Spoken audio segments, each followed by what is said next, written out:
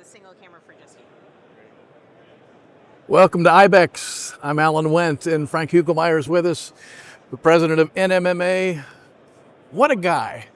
I mean, you came in, the year was great, and since then, people have thrown, coronavirus at you. This has to be the year of the tariff, where I'm sure it'll have some title when you look fondly back at it 5 or 10 years from now.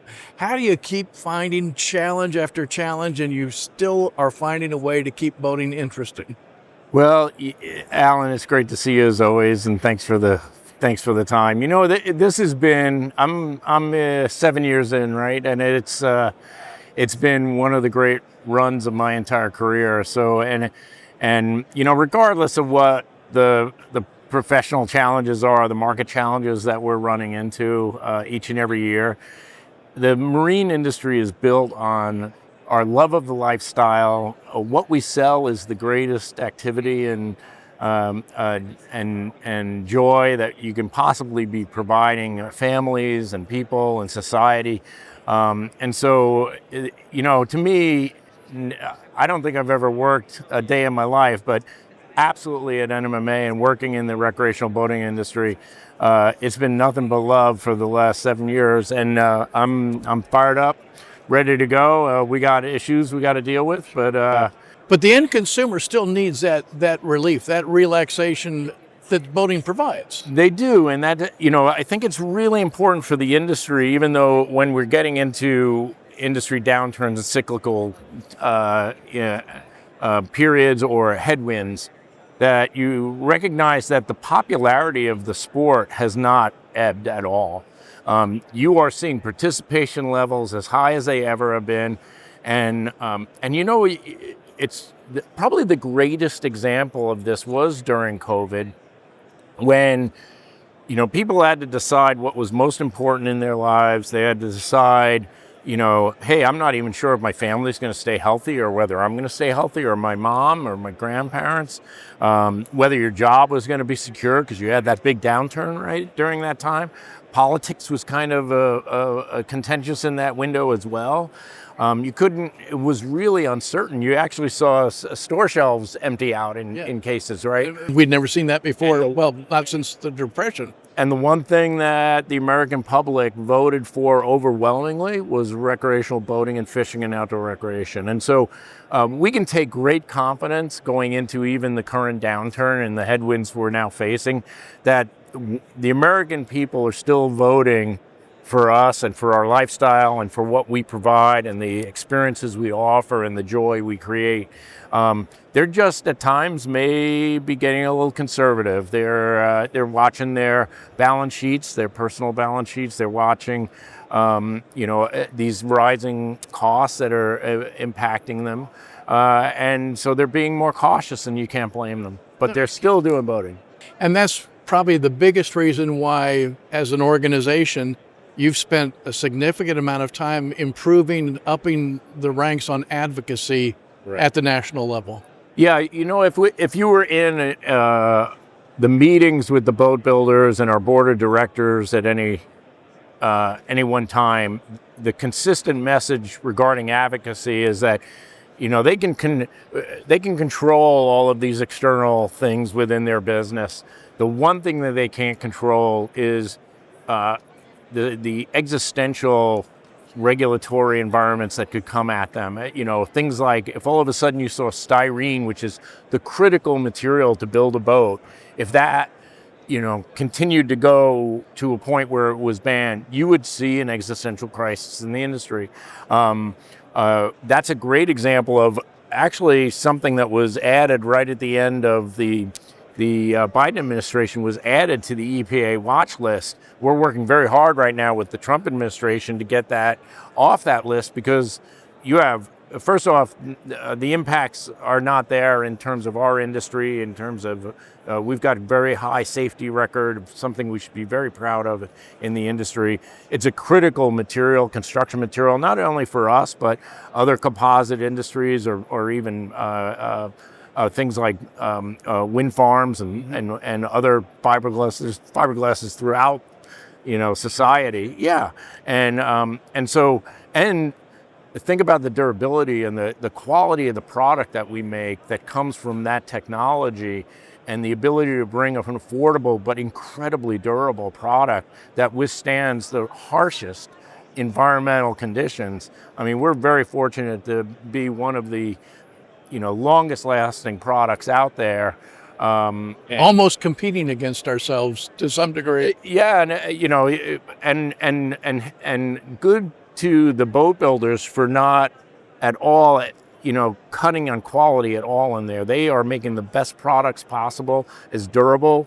Our life cycle of a boat can be, 30 to 50 years if it's treated right. At the industry report session of the breakfast today, you talked about the innovation being critical as well to bringing in new customers, as well as promoting what's going to be next for boating. The innovation is at the top of the chart. Yeah, I believe very passionately, and it's interesting if you go around the hall right now and you listen to folks or even talk to dealers or the meetings that I've been in, words like revolutionary, this is a revolution, this is a foundational moment, a transformational moment. We're hearing that over and over and over. You're hearing it in the consumer space, you're hearing it in the technology space. Some are thinking in terms of the economic space. Even our politics are going through a transformation. We are absolutely in an innovation moment, and so these things are shifting. Consumer behavior is changing in ways we've never seen. We know AI and technology is coming into businesses that are going to completely disrupt and create these opportunities for change and innovation that we've never seen before. You look at autonomous vehicles, and we haven't even tapped that opportunity. Now you've got AI coming in behind it. I'm very, very excited. I'm very bullish on our future because I think this is going to open up the opportunity for even more people to get into the lifestyle and be able to drive boats, feel safe at the helm, even if they haven't grown up in a boating industry and have the water gene like you and I have. I don't look at this as a time of fear. I look at this as a time of you can choose to disrupt and define yourself, or you can choose to be disrupted.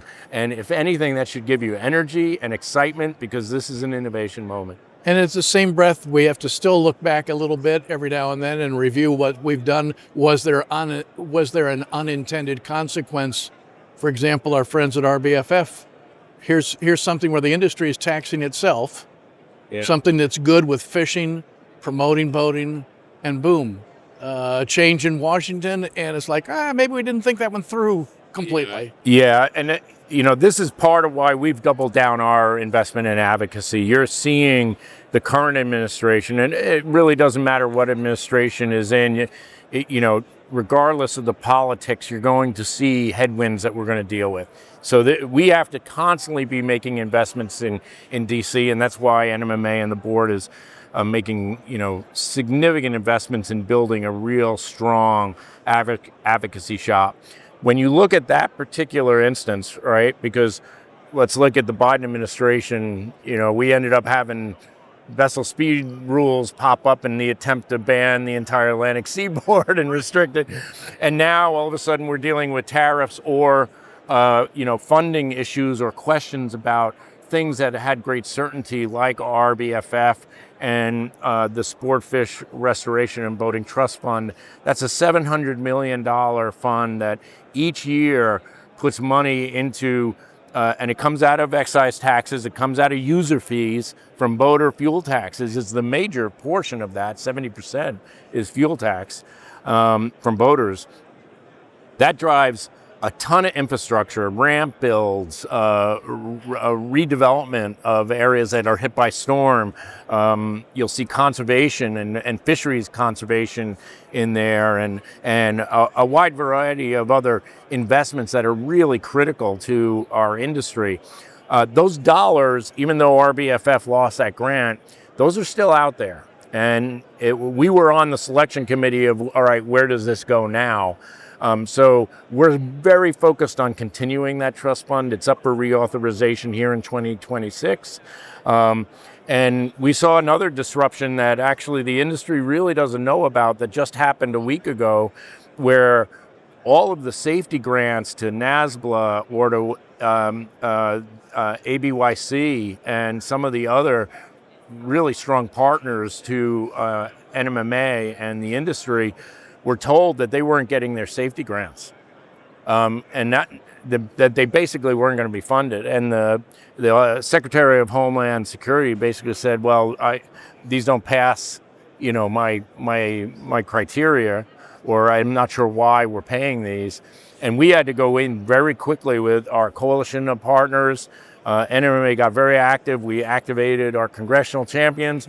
They made phone calls, and all of a sudden, all of those grants within 72 hours were notified that they were getting them. And so this is why it's so important. There's so much change, disruption in DC, that our presence there is critical. Is this why we're seeing more congressional champions appear at the doorstep of boat manufacturers to tour the plant, to understand how many people are actually making a living based on this? It's, the boat might be expensive to someone, but for someone else, it's a livelihood. Yeah, I'm glad you brought that up, because if there's a way that the industry can help, we're all advocates for the industry. Every one of us has a responsibility for that. The boat builders particularly, and the suppliers to those boat builders, and even the dealers, have a unique opportunity because their jobs in state, their jobs in district, they have incredible power with our policymakers, both on the House and the Senate side. And the boat pack, what we do with the boat pack dollars, we are supporting these champions. We're building these champions. We're inviting them to the facilities. We're taking them on tours. And then we're bringing, when they come back into district in Washington, D.C., an issue like this is exactly like I just described, where you have a disruption in funding or something that's critical to the industry. We need to keep building really strong boat manufacturing champions, people who will fall on their sword, understand the industry, will say, "Hey, you can't do that," or "Hey, we need this." And the more we build those champions, the stronger the industry will be. And that's a big part of our strategy. And if I'm not mistaken, these are boats built in America. A product made in America. You got it. We're 95% of all boats sold in America are made in America. We are, when President Trump is talking about, made in America, dominant American industry, we're the poster child. We really are. We're already there. And so our job is right now to educate the administration as well as the Congress to really understand that we are a major economic engine. We drive $230 billion in economic activity every year. We have 36,000 businesses in the community. We have 800,000 jobs. We're the largest driver of the 1.2 trillion outdoor recreation economy, boating and fishing is. And so if you take us out of the economy, you're going to start to feel it. And so we're an important economic engine, and not only for communities around the country, but also for society because of the health and wellness benefits. And I would think we also probably contribute to the balance of exports versus imports, because we're exporting product outside the United States. Yeah, we do. Our exports are right around 2.6 billion each year. We're the largest market in the world here, but we're also American boats and American IP and American product. It is some of the most desired in the world, and so our presence at Metstrade is going to be stronger this year. We're making investments in there so that we're presenting, really our North American power and the real excitement around the industry and that we bring here and where we're going. And we're very we're very conscious of how are we building our market and making sure that the U.S. manufacturers are growing. We've got an administration in Congress right now that really wants to support that. It's not too soon to start promoting the American Boating Congress in May. No, never, never, never. You know, if there's one thing that people can do to help us out, it's come into Washington, D.C. Those local stories are the most powerful. They see me and Robin and the rest of the team in D.C. every day. Those are the most powerful when you're sitting there talking to your policymakers about your jobs, your entrepreneurial spirit, what you're trying to do in the community, how you get back to the community. Those are transformational when it comes to advocacy, and we can't have a big enough army to show up to really protect the industry each and every year. Frank, thanks so much for taking the time and obviously for the work that you're having to do in Washington as the Tide does one of these right now. Yeah, well, again, it's great to see you, Alan. Appreciate you always taking a spotlight on what we're doing at NMMA as well as what we're doing in advocacy and Discover Boating, and we really appreciate it. And we thank you for watching here today. From IBEX in Tampa, Florida, I'm Alan Wendt on behalf of Soundings Trade Only.